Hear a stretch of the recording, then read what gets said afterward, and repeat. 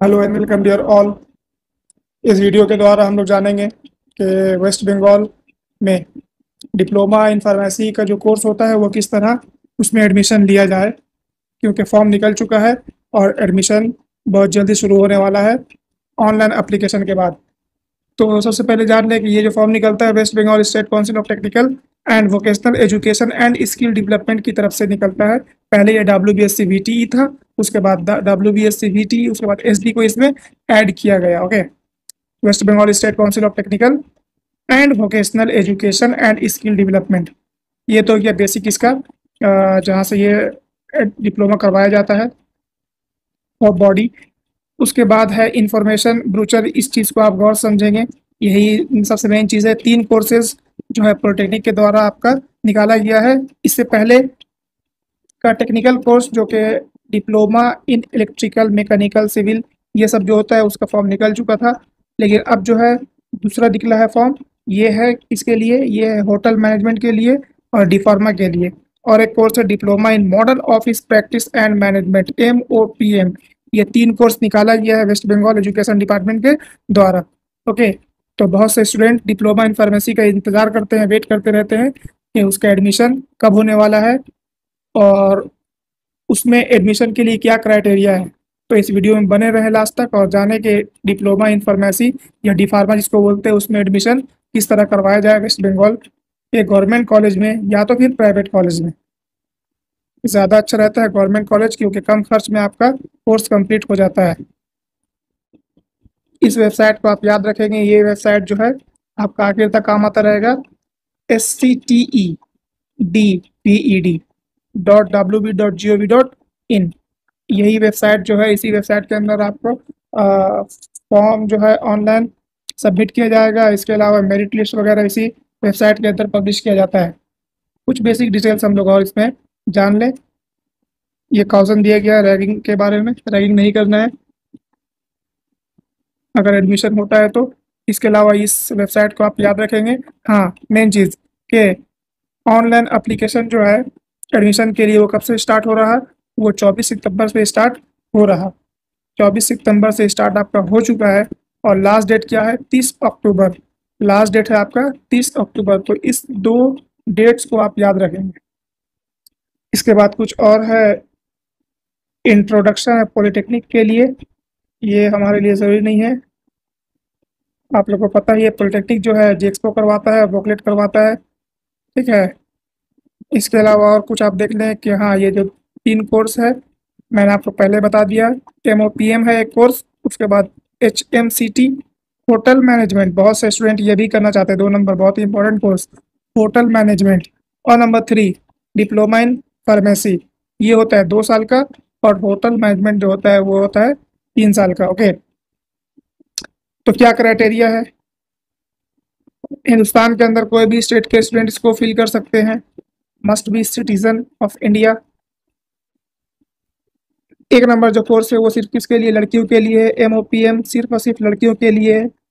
इसके लिए एक ही पॉलिटेक्निक है, विमेंस पॉलिटेक्निक।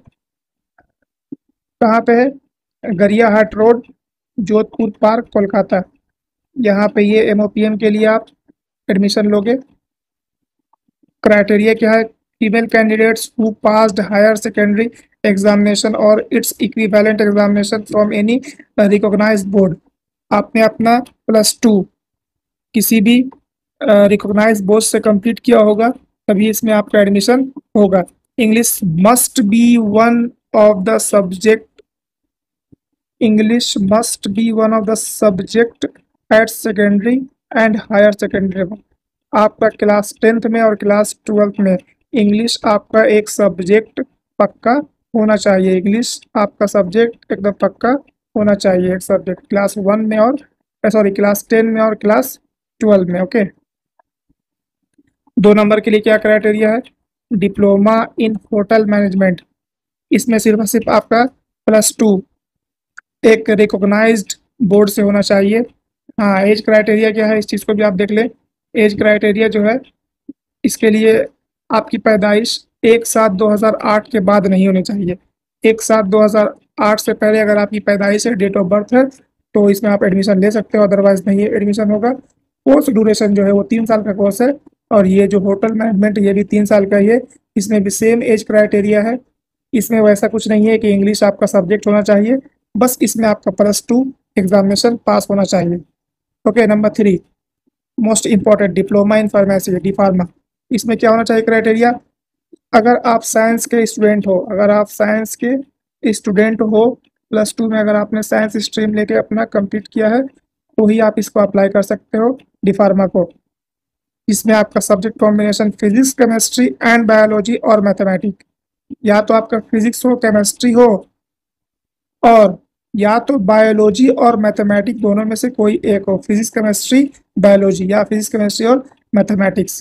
किसी भी रिकॉग्नाइज्ड इंस्टीट्यूट से अगर आपने इसको ये साइंस स्ट्रीम को लेकर कंप्लीट किया है तो ही आप इसका आवेदन या एप्लीकेशन दे सकते हो। Candidate should not attend the age of 18 years age on 31 दिसंबर 2025।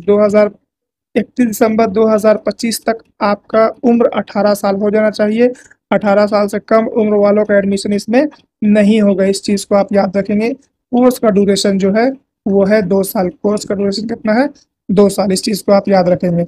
और डी फार्मा के लिए स्टूडेंट जो है बंगाल के अंदर रिसाइड, उसका रेसिडेंस बंगाल का ही होना चाहिए।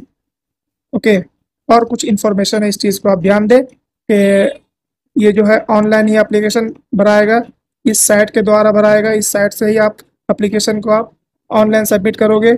स्टार्टिंग 24 सितंबर, एंड लास्ट डेट 31 अक्टूबर। 450 रुपये फीस रहेगा सभी के लिए, लेकिन जिसके पास वैलिड कन्याश्री आईडी है गर्ल्स के लिए, उसके लिए 225 रुपया ही लगेगा, जो कि नॉन रिफंडेबल है। रिफंड आपको दोबारा नहीं किया जाएगा। पेमेंट मोड क्या है? नेट बैंकिंग से आप पेमेंट कर सकते हो। डेबिट कार्ड अगर आपके पास है तो ठीक है, क्रेडिट कार्ड या यूपीआई के द्वारा आप कंप्लीट कर सकते हो अपना पेमेंट। और कुछ इम्पोर्टेंट बात इसमें, हाँ, ये सभी जितने भी स्टेट्स का आपको नाम दिख रहा, और ये हो गया स्टेट्स का नाम इंडिया का, और ये हो गया वहाँ का बोर्ड। मतलब इन सभी बोर्ड से आपने अगर अपना एचएस कंप्लीट किया है तो ही आपका एडमिशन यहाँ पे होगा। अदरवाइज दूसरे बोर्ड से, अगर आपने आंध्र प्रदेश का ही दूसरे बोर्ड से, जैसे ये तीनों बोर्ड जो दिख रहा आपका, ये तीनों बोर्ड के अलावा अगर आंध्र प्रदेश में कोई बोर्ड है तो वहाँ पे आप तो एडमिशन आपका नहीं होगा, क्योंकि ये तीनों बोर्ड ही रिकॉग्नाइज्ड है। इसके अलावा कोई अगर बोर्ड और है तो शायद रिकॉग्नाइज्ड वो नहीं होगा, इसलिए यहाँ पे उसका नाम नहीं दिया गया है। तो हिंदुस्तान के अंदर जितने भी स्टेट्स है, सभी स्टेट्स का नाम और वहाँ के रिकॉग्नाइज्ड बोर्ड का नाम यहाँ पे दे दिया गया है। अगर इन सभी बोर्ड से आपने अपना एचएस को कंप्लीट किया है तो ही आप फॉर्म को अप्लाई कर सकते हो। अब दूसरा अहम बात ये कि एडमिशन के लिए क्या क्राइटेरिया है, इस चीज़ को हम लोग जानेंगे। एडमिशन के लिए सबसे अहम बात यह है कि इसमें एग्ज़ाम नहीं होगा, no entrance, direct admission. Direct आपका इसमें एडमिशन होगा, नो एंट्रांस, एंट्रांस नहीं होगा। तो कैसे होगा एडमिशन?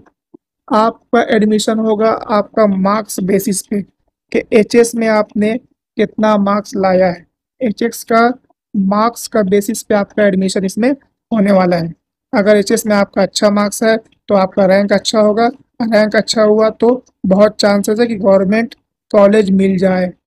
बहुत चांसेस है कि आपका गवर्नमेंट कॉलेज में एडमिशन हो जाए।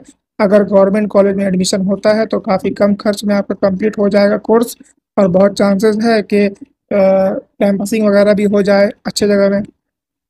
लेकिन अगर आपका अच्छा मार्क्स नहीं है, फिर भी अगर आपका रैंक शो कर रहा, तो आप एडमिशन प्राइवेट कॉलेजेस भी आप ले सकते हो। लेकिन प्राइवेट कॉलेजेस में क्या है ना कि खर्च बहुत ज़्यादा पड़ जाता है।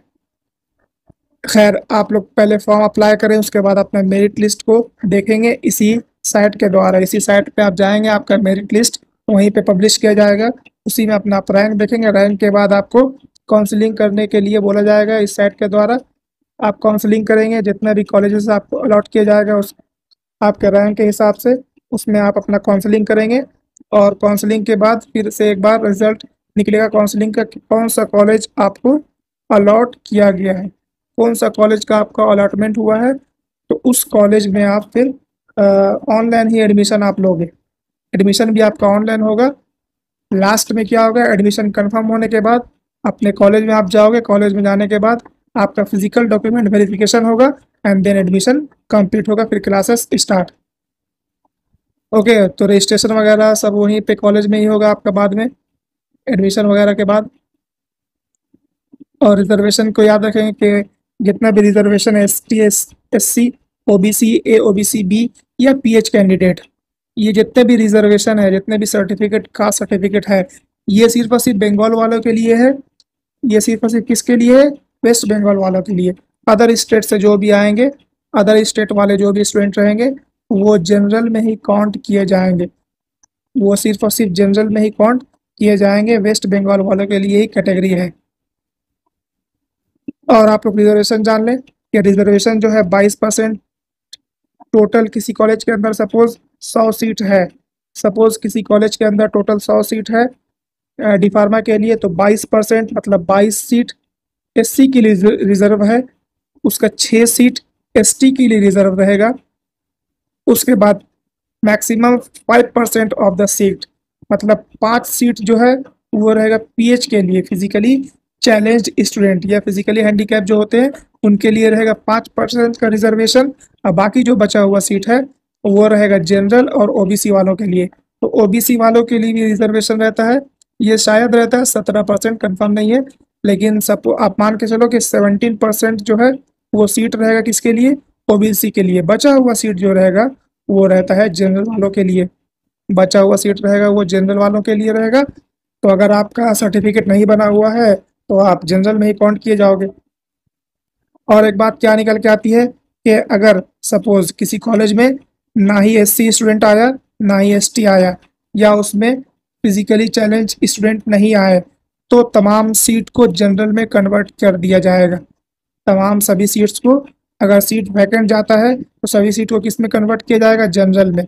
जनरल में कन्वर्ट करने के बाद फिर से दोबारा एडमिशन आपका होगा, दूसरा लिस्ट तीसरा लिस्ट निकलने के बाद जो भी है। तो ये रहा कुछ basic information about the admission in polytechnic for D pharma. D pharma और होटल मैनेजमेंट के लिए वेस्ट बंगाल में फॉर्म निकल चुका है, आप अप्लाई कर सकते हो। हाँ, दूसरा अहम बात यह है कि एडमिशन किस तरह फॉर्म को अप्लाई किया जाएगा, इससे रिलेटेड वीडियो एक मैं कल अपलोड कर दूंगा। तो आप अपने मोबाइल से ही अपना एप्लीकेशन भर सकते हो। अपना एप्लीकेशन आप ऑनलाइन मोबाइल से ही भर सकते हो। किस तरह से फॉर्म भरा जाएगा, किस तरह क्या करना है, एक डिटेल वीडियो ऑनलाइन एप्लीकेशन के लिए मैं कल अपलोड इस चैनल पे कर दूंगा, तो आप इस चैनल पे बने रहें। फिलहाल के लिए थैंक यू।